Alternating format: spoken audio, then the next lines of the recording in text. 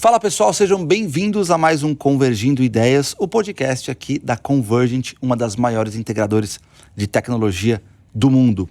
Bom, se fala muito hoje em dia a respeito de automação de grandes edifícios, automação de prédios. Isso para quê? Para melhorar a eficiência operacional desses locais. E não só isso, também diminuir inclusive a pegada de carbono e a disponibilidade. Mas assim como existe o BMS, que é o Building Management System, hoje também existe o DSIM, que é a automação para data centers, que também envolve grande parte do que o BMS envolve. Mas para falar um pouco melhor a respeito disso, eu trouxe aqui Mr. Pablo Castro. Obrigado. Fala, Pablo, tudo certinho? Tudo bem. Muito obrigado. Uma oportunidade um pouco para a gente falar aí sobre esse tema, né? Que é tão mistificado aí no mercado. Mas muito obrigado por me ter. Imagina. Você é chefe de produtos na Schneider Electric, certo? Para DSIM. Exatamente. Hoje estou como chefe de produto lá na Schneider, como para DSIM, né? Para toda a parte de softwares, né? Para ambiente de DSIM, então estamos lá firme e forte. E você está falando para mim que esse ainda é um conceito um pouco desconhecido. Você está até trabalhando como evangelizador desse contexto, desse conceito dentro do mercado. Então, cara, vamos começar a evangelizar a partir de agora. O que é DSIM? Vamos lá, né? Quando a gente fala muito sobre DSIM, né? E onde que eu falei muito meu papel de evangelizador, é poder explicar e desmistificar o que é a palavra DSIM, né? Mas quando a gente vai ao pé da letra, como você explicou até o BMS, o DSIM, a palavra é Data Center Infrastructure Management. Então, eu quero ter toda a infraestrutura, gerenciamento de infraestrutura do meu data center.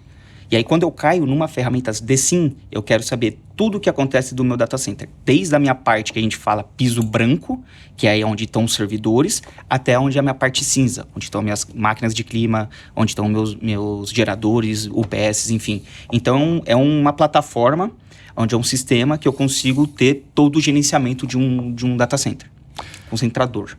Muito similar ao BMS, eu imagino, né? Aí que tá. Esse é um conceito ainda muito... Exato, me explica isso. É um conceito que ainda bate muito nas pessoas, tá? Quando a gente fala muito de BMS, e aí o BMS é uma ferramenta essencial, fundamental, principalmente para uma operação de um data center, o BMS ele tá numa camada que eu tô preocupado muito quando a gente fala de piso cinza, que é o que tá acontecendo fora do meu data hall, onde estão os servidores, onde estão os racks. Eu tô muito preocupado como tá chegando minha alimentação elétrica. Por exemplo, minha máquina de clima tá com alarme, não tá com alarme? Se ela tá com alarme, o que aconteceu? Então, eu consigo ali até numa análise de prevenção do que está acontecendo. Quando eu falo DSIM, eu não estou preocupado apenas com a minha parte, meu piso cinza, né? Que é a minha parte de elétrica, minha infraestrutura de elétrica. Eu estou preocupado com o que acontece dentro do meu ambiente de TI. Então, como meus servidores estão, como eu estou montado, como eu estou preparado para receber uma nova evolução tecnológica. Então, eu saio da camada só de elétrica, infraestrutura, área de engenharia, eu entro na área de TI.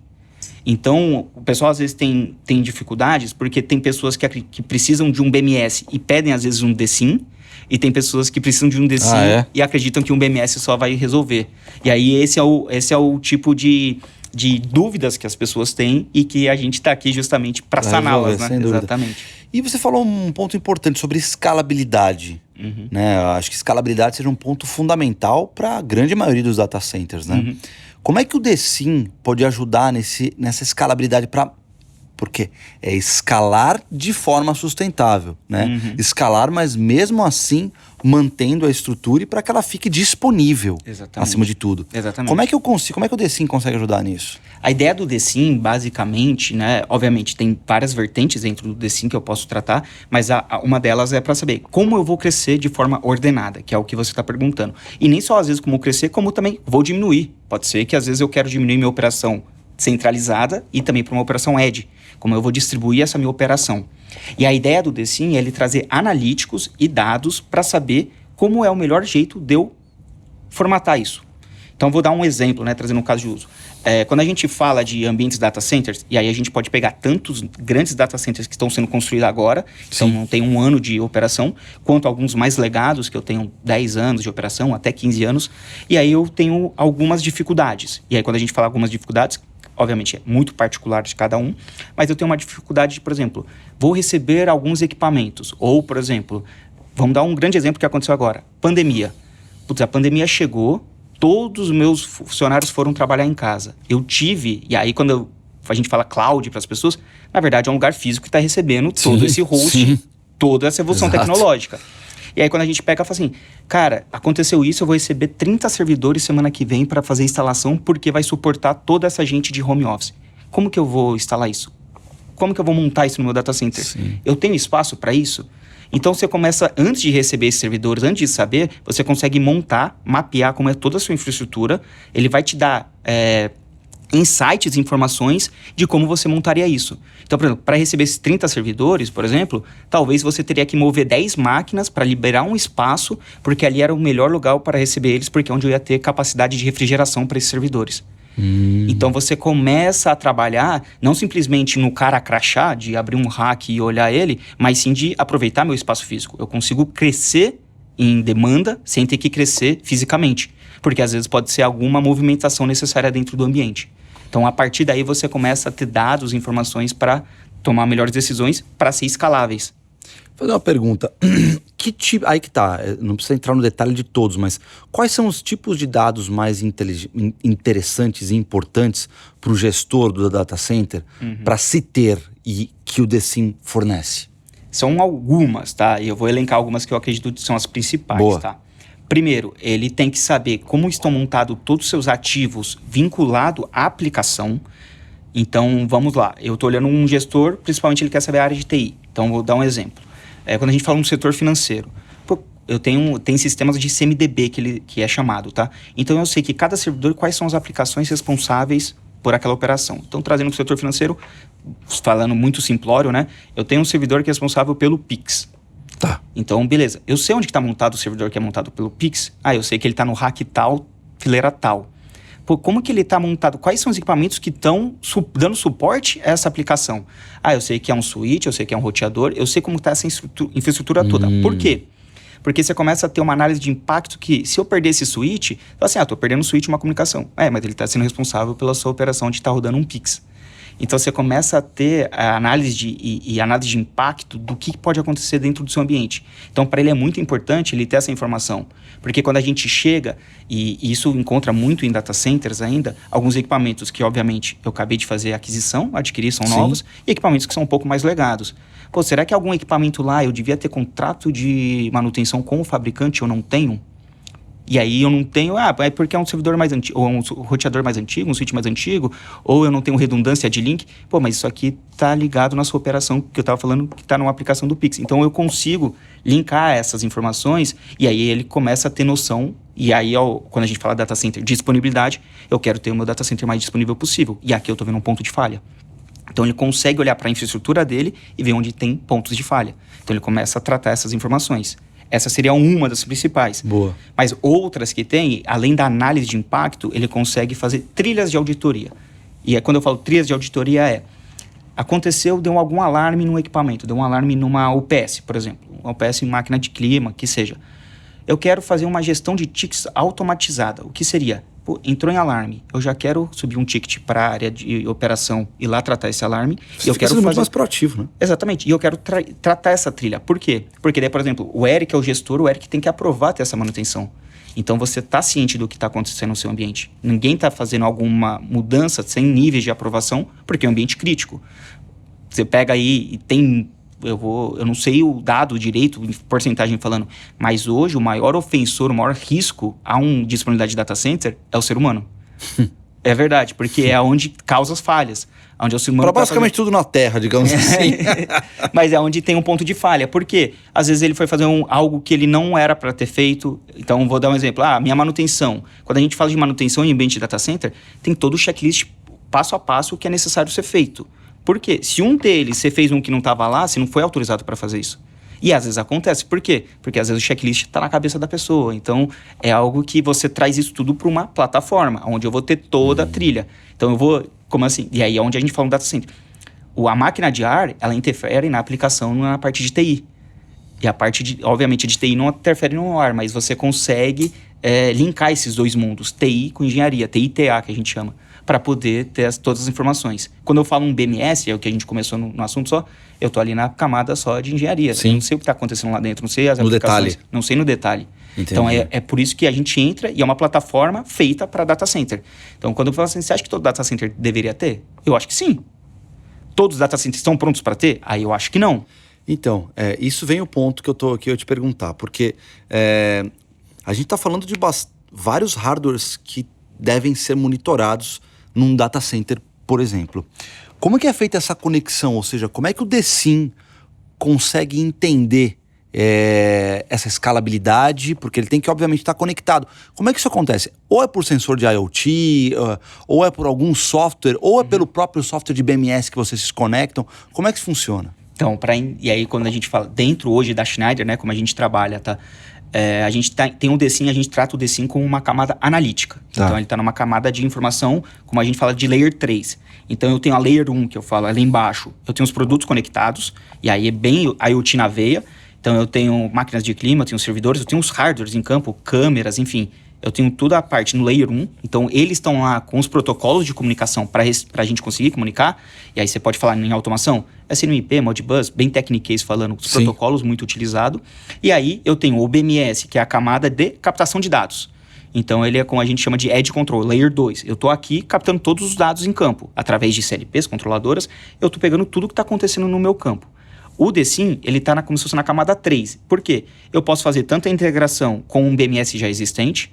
Pablo, eu não tenho um BMS. Daí a gente tem outras ofertas que vão fazer o papel do BMS e vão comunicar com esses equipamentos em campo e vão trazer todos os dados. O que acontece às vezes é que clientes, e aí tem infraestrutura que não estão prontas, principalmente legadas, tá? Uhum. A gente pega a máquina de clima, se a gente tá falando de máquina de clima de 10 anos atrás, 15 anos atrás, às vezes não tinha nem porta de conectividade. Eu nem sei o que tá acontecendo naquela máquina. É bem cara crachá, né? Sim, eu vou lá na IHM lá e vejo. E aí o que acontece? Eu consigo ter a camada analítica calculada. Eu não vou ter a camada analítica vendo no tempo real como está operando. Mas eu sei, por exemplo, que a tonelada de refrigeração de uma máquina é X, PTO é 10 TR, enfim.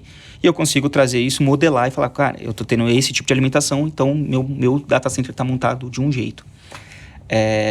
Mas é mais ou menos assim que é montado. Boa. E, cara, quais são... já percebi que tem alguns, mas quais são os principais desafios na implementação desse DSIM? E eu imagino que o primeiro grande desafio é primeiro fazer as pessoas conhecerem, né? Exatamente. Então, o primeiro desafio é o evangelizar. Sim. Na verdade, é as pessoas terem noção do que é a ferramenta em si, tá? Então, ter noção de como podem aplicar e quais são os benefícios, entender mais ou menos para que ela foi desenhada, para que ela foi feita. Esse é o primeiro desafio, mas é algo que hoje no mercado está cada vez mais comum esse termo, tá? Então, quando a gente pega, eu trabalho com DSIM desde 2017. Então, quando eu falo desde 2017, era muito... Algumas pessoas conheciam, mas você falou poucas. Que é mais antigo ainda do que isso, né? E eu trabalhando junto nisso, mas o DSIM, se você for ver, é de 2002, 2005, Poxa, no início dos anos 2000 já veio a primeira onda, obviamente com zero recurso comparado ao que tem hoje, até por integrações de sistemas, né? Antigamente não tinha muita API de integrações, como é hoje em dia, mas isso evoluiu bastante. Então, esse é um grande desafio que existe, né? Primeiro, as pessoas conhecerem. Depois que conheceu, entendeu, aí sim eu falo que são duas vertentes. Primeiro, é escolher qual a melhor plataforma para você. Então, obviamente, você vai ter que olhar os players de mercado, vai ter que analisar os players que têm as ferramentas, entender qual ferramenta melhor agrega para você, tanto de tempo de implementação, suporte, qual é o meu suporte, o suporte é local, o suporte é remoto, como funciona, para você poder definir isso. E o terceiro é quem é o implementador. Quem vai fazer a implementação para mim? É um parceiro confiável? É um parceiro que tem experiência no ramo de implementações de sistemas, principalmente para ambientes críticos? Claro. E aí você começa a definir e aí poder escolher e falar, sei quais são os passos para eu fazer uma implementação. E por último, não menos importante, é quando a gente fala dentro das organizações ainda, e obviamente isso está convergindo, o mundo de engenharia é muito apartado do mundo de TI. Ah, sim. Então, e numa implementação como essa, eles vão ter que estar lado a lado. E aí, quando eu falo isso, é que a gente vai precisar ter um sponsor, um patrocinador lá dentro, e falar assim, cara, vocês vão ter que conversar, porque a gente vai fazer esse sistema rodar, porque eu, olhando minha organização como um todo, eu vou ter ganhos, né? Então, imagina, se eu sou um CFO, eu estou preocupado com os ganhos da empresa. Se eu sou um CTO, principalmente quando a gente fala de área de tecnologia, cara, ele vai ter metas para cumprir. Metas de sustentabilidade, igual você falou de pegada de carbono. Eu vou ter metas de eficiência operacional, eu tenho que reduzir meu custo. E eu, quando eu implemento uma ferramenta dessa, eu consigo alcançar isso. Então, é algo que vai vir meio top-down para poder acontecer. Esse é um desafio que ainda existe. Mudando também, está migrando, mas ainda é um desafio que existe. Isso é interessante que você está falando, porque a partir de agora, quer dizer, e isso já acontecia com o BMS, pelo pouco que eu conheço de BMS, você pode criar uma série de KPIs, dizendo a melhoria de performance daquilo, da disponibilidade daquele data center, por assim dizer, né? O BMS fazia a mesma coisa, ou seja, existia um booking, se eu não me engano, um book que as pessoas faziam para os gestores do prédio, e grande parte dos dados desse book eram feitos a partir da plataforma de BMS. Eu imagino que o Decim faz a mesma coisa, ou algo parecido. Se eu estiver enganado, você me corrige. Mas você falou um ponto importante sobre pegada de carbono. Hoje muito se fala sobre até crédito de carbono, ou seja, aquelas empresas que têm até para vender carbono. Ou seja, existe um câmbio de carbono no mercado, inclusive. Como é que o Decim consegue ajudar nessa situação, nesse conceito de sustentabilidade? Quando a gente olha por um Decim, obviamente, e a gente está olhando para um data center, a gente vai olhar muito pegada de carbono baseado no consumo daquele data center, né? Então, por exemplo, como que está meu consumo elétrico daquele data center e quanto que eu estou consumindo muito, quando a gente fala de ar-condicionado, né? Os gases refrigerantes, o quanto que eu estou consumindo dentro do meu data center. E aí eu estou sendo eficiente, e aí por isso que a gente vai na área de pegada de carbono também. Por quê? A gente tem uma métrica em data center, e é muito utilizado em BMS quando está monitorando data center, que a gente chama de PUE. PUE, que é Power Usage Effectiveness. Então, da potência que eu tenho, o quanto efetivo, o quanto eu estou desprendendo disso para a operação, ou quanto eu estou jogando fora. Então, quando a gente fala, e aí, traz um exemplo, máquina de clima de ar-condicionado de casa. Quando eu ligo ela, quanto que ela é eficiente ou não? Se eu estiver ligando ela por ligar, não estou refrigerando nada, não tem ninguém, sair de casa e está refrigerando lá, eu estou gastando dinheiro, não tem a pessoa lá.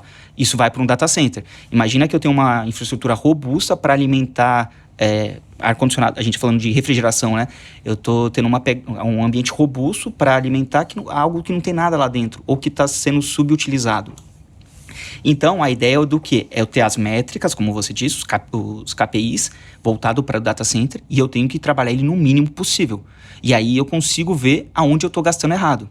E aí, quando você olha para o seu data center, monto meu mapa de calor, eu vejo o que está acontecendo aqui dentro, eu consigo ver, eu poderia desligar uma máquina de clima.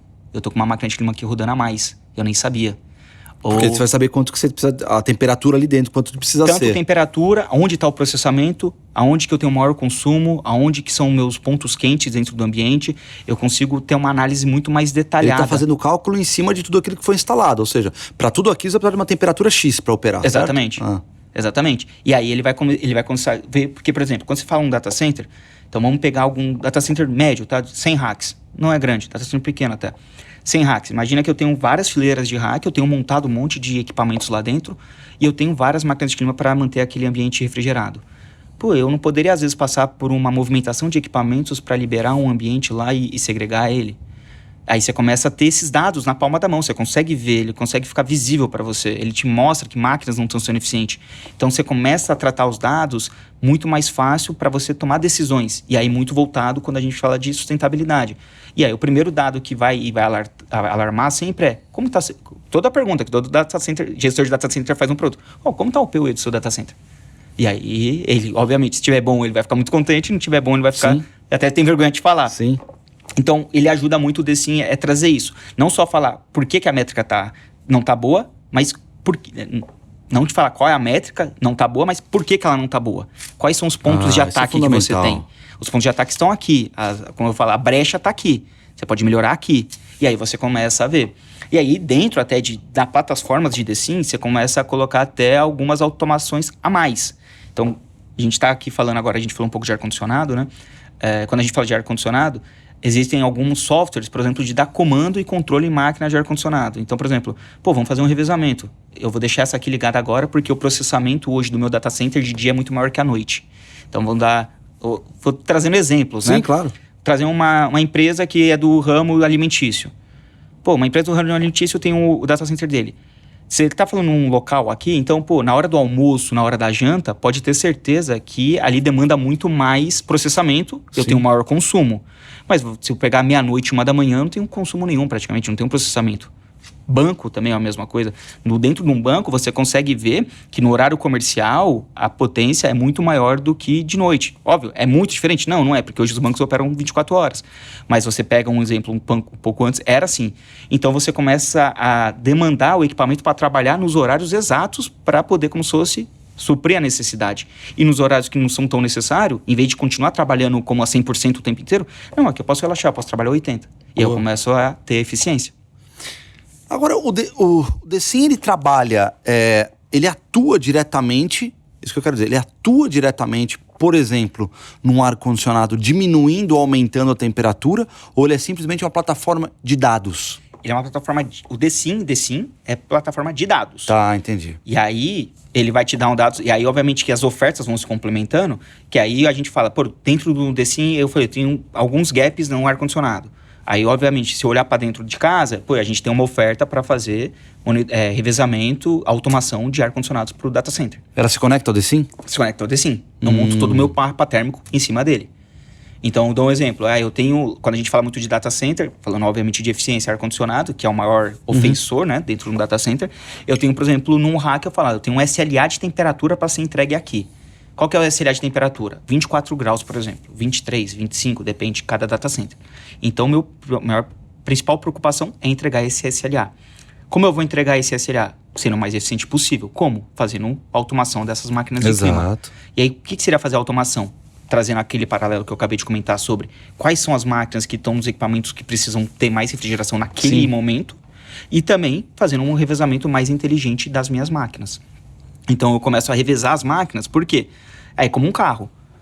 Quanto tempo ela está rodando? O filtro dela vai indo embora, eu vou precisar fazer a troca de filtro, os meus ventiladores vão indo, o meu compressor vai indo, tudo vai impactando como se fosse eu estou rodando o equipamento.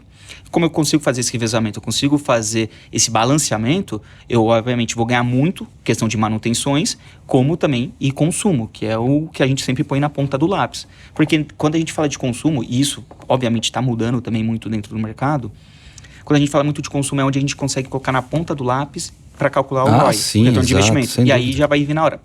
Essa plataforma em 1 ano e meio ela se paga?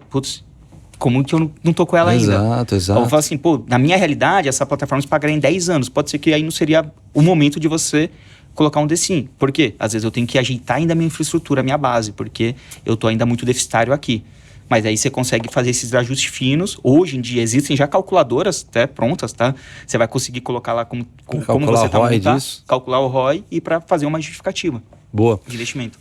E compatibilidade, cara? Como é que o DeSim funciona? Porque você está lidando com vários hardwares ali, né? A compatibilidade ela é total ou ela tem que ser uma compatibilidade direta com aplicações da Schneider? Não, quando a gente fala de plataformas DeSim, são plataformas feitas e desenhadas, a ideia dela é ser agnóstica.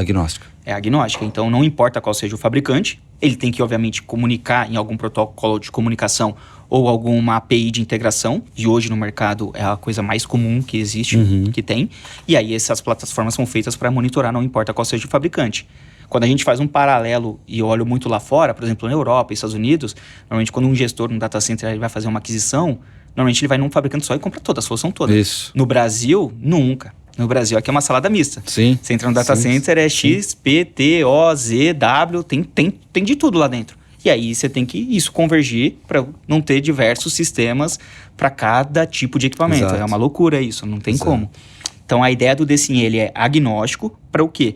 Dentro de uma única plataforma, eu conseguir ter todos os dados do que acontece no meu campo. Obviamente que às vezes pode depender de uma integração, de algo do tipo, que é questão de ser analisada. Mas a ideia, não importa qual seja o fabricante, ter esse tipo de monitoramento. Mas as empresas em geral trabalham assim, tá?